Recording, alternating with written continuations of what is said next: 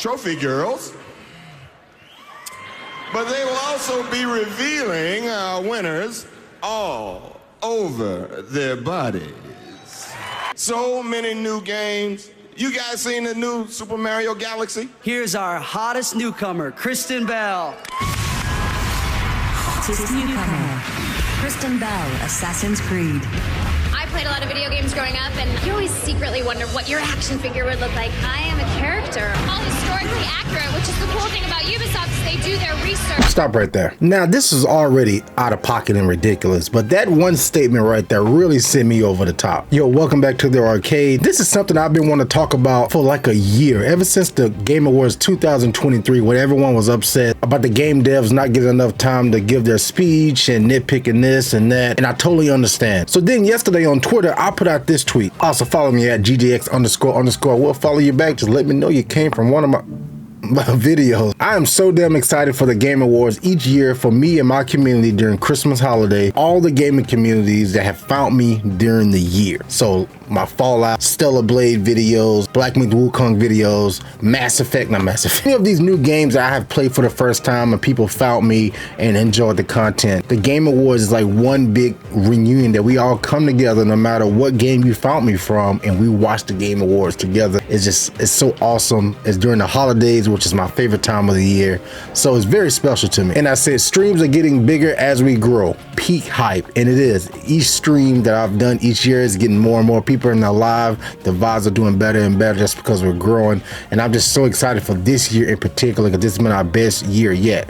So of course, one of the most prominent members, most active members, most out-of-pocket members in the Freak Party community, my boy Ultima, said this: the TGAs are nice. I mostly watch it to know what's in store for the next year. And anybody who might read this, don't take the award seriously. Your GOTY is your GOTY, or any other award. Everyone knows it's a whole sellout, so no need to get amped up and enjoy the music and the trailers. This is just my reaction. Because I was about to go on a rant. I said, you know what, wait, he's kind of right, but also I want to save his energy for a YouTube video versus just pissing into the wind on this cesspool that's called X/Twitter. No shade to you, Ultima. This is just something that you just pinged me that made me go, you know what, I need to talk about this because I hear this a lot. I see this sentiment a lot about the Game Awards is rigged. And I've even said it myself on my Black Myth Wukong video. At the end, I said Black Myth Wukong will not win Game of the Year just because of the politics and who's voting, so on and so forth. And that I do believe, even though it's still my personal GOTY, 1,000,000%. I understand that even though that may be the case, it still matters to a lot of people. And it definitely still matters to a lot of the game devs and the publishers and all the companies that work on these games that use these accolades for promotion, some for bonuses, and just overall clout. So originally we was going to hop in the DeLorean, as I'm known to do. I was going to take y'all back to the origins of the Game Awards back in 1983, which was actually on a country television TV show or TV network. That turned into TNN, TNN turned into Spike TV, Spike TV Game Awards. Following contains footage from M-rated games and scenes of intense violence. Right.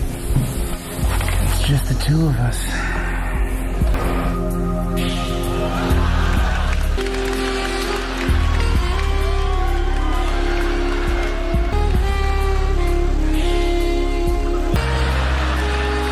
Honey, no.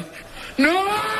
So on and so forth. But I found a video essay completely just scratched this entire section of the video because I want you to go watch that to really give the full context of how insane the fucking Game Awards used to be. It's by Burback. They're popping already. It's called The Dark History Behind the Game Awards. This already has 1 million views a year ago. This is just phenomenal. Trust me on that. So we're going to skip past that part because if you saw the intro, that is just the tip of the iceberg of how insane the Game Awards used to be, how bad it was. Now, I know it's a section of the internet nowadays that would prefer content like that in 2024. And the truth of the matter is that shit just don't fly anymore. It barely flew back then, but it definitely don't fly now. I mean, it's no possible way. And it's just so many times that I was watching old clips of the Game Awards and I was just doing this like, and I was just cringing. It takes a lot to make me cringe because I'd say some fucked up shit and I watch a lot of fucked up content. And for me to still go, I mean, it was brutal. But one man was always a constant inside of all of that. That man is Geoff Keighly. No matter how you feel about him, that son of a bitch loves video games. He is the OG of OGs. He's been doing this shit for a long time. So when he finally took over in 2014 after everything crashed and so on and so forth. The TV ratings went down. Geoff Keighly picked up the ball and he started his own thing in 2014, the first Game Awards. Check it out. And the nominees for Game of the Year are Bayonetta 2, Dark Souls 2, Dragon Age Inquisition, Hearthstone, Middle-earth Shadow of Mordor. The winner is Dragon Age Inquisition.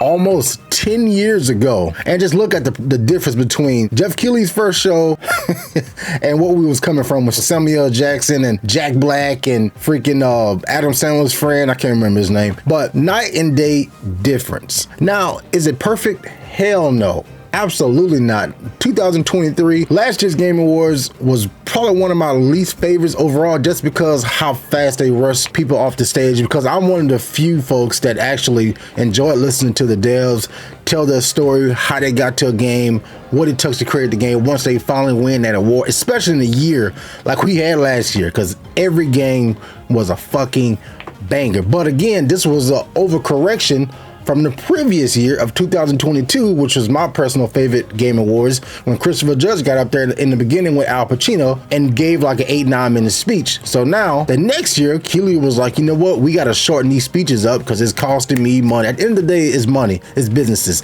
Now, some would say, well, I just want to hear the devs talk. Fantastic. It's a Game Awards called the DICE Awards. That's the one that all the industry folks go to, and that's a really prestigious Oscar, Emmy type award, but with no flash and fuzz. No game trailer reveals, none of the silly skits and shit that goes on in the Game Awards. Let's see how many views they got last year. Okay, DICE Awards from the actual Academy of Interactive Arts and Science channel. 4K views. My little trash ass channel get more views than that typically. And the lovely folks over at IGN streamed it as well. 43,000 views, and I'm sure a few more other people streamed it maybe. No, it was just IGN. Right. So this is why. So the people that bitch and moan about, put all these think pieces on Twitter right after the Game Awards, complaining about this, complaining about that, they don't go watch the true industry show, the DICE Awards. Now this is just Geoff Keighley's channel alone. The Game Awards 2023, 10 million views. And you say the Game Awards don't matter. It does matter, because that is simply eyeballs on your product. You know how many times over the years I watched the Oscars? I watched clips of the Oscars, and some random ass movie that I had no idea, that's not a Marvel movie, that's not like a slasher, some random movie, Moonlight, win every award across the board. So now I'm curious, and I know I'm not the only one. There's a lot of people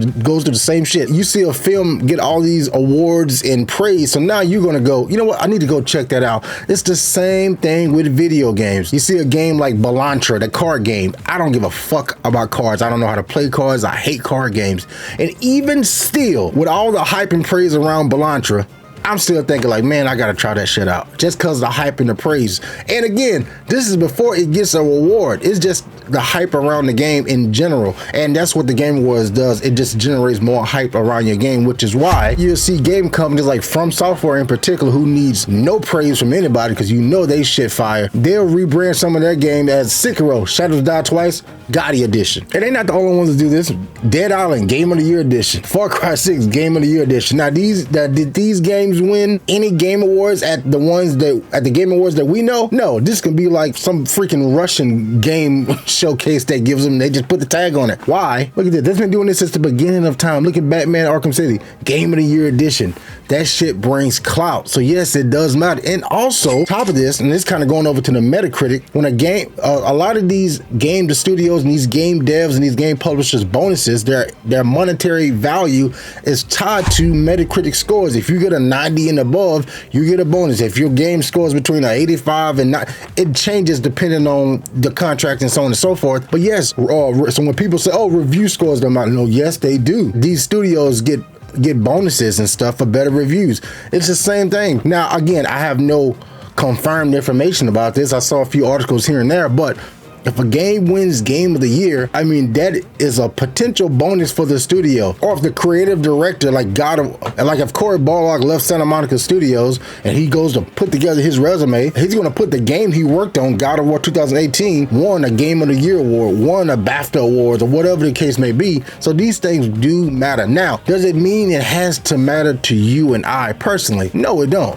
You like what you're gonna like. I've been playing Tony Hawk's Pro Skater 1 and 2, 2-3 hours a day sometimes. I mean, this game been out fucking 10-15 years. You know, it's the remake version, but to me, that's one of my favorite games of the year. I don't need any accolades. I don't need anything to tell me, to confirm what I already know. But for the vast majority of the people that's not watching a video like this, because they're just super casual, they play a little games, but they not into it that deep. Yeah, that shit matters. Oh, this is the game of the year. I want to see why Elden Ring was the game of the year. I want to see why Dragon Age Inquisition, that won in 2014, why that shit won Game of the Year.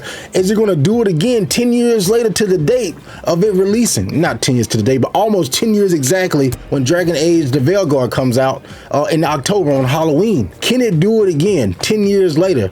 I don't know, but it's so fucking awesome. I'm just so excited. So the whole point of this video is going back to what Ultima said, which is very accurate. Your game of the year is your game of the year. But I sure as shit, no matter how you feel about the gaming journalists and the game media and this and that, trust me, we all have our opinions. That game of the year, the Game Awards in particular that Geoff Keighly puts on, holds weight. That name holds weight in these streets. What you say about me? Nothing, man. Just talking shit. Use my name. In the street? Talk, motherfucker. He just, you know, say that you need to step 2 in that. I don't know. He just running his mouth, son. You call me a punk? It was bullshit, man. You ain't need that on your mind. What the fuck you know about what I need on my mind, motherfucker?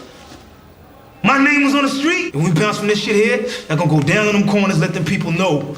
Word did not get back to me. My name is my name. In these streets, in these gaming streets in particular, no matter what you say, it holds weight. And I just wanted to say my piece about that. If you disagree, comment down below and let me know your thought on this. Let me know what was your favorite Game Awards. What is your favorite Game Awards? I even get to the music part in the orchestra. Oh my God. One last story. Hold on. Oh, this video too long. One last story. I've never played Mass Effect, right? I was in the kitchen a few weeks ago and sometimes I listen to the Game Awards orchestra. I'm a super nerd, bro. And this one song came on, dun, dun, dun, dun, and I was already like down a little depressed that day. Dun, dun, and when I say it captured my emotion that I was feeling that week, like I literally almost started crying, and I didn't even know. And I don't even go here. I didn't even know what fucking game it was. I had to go back and look and search, like, and said it was Mass Effect. And like, that's the power of the Game Awards. That's the power of video games in general. I just think it's special, man. Is it perfect? Fuck no. Can it be better? Yes, anything can be better, but it's all subjective. See y'all at the Game Awards.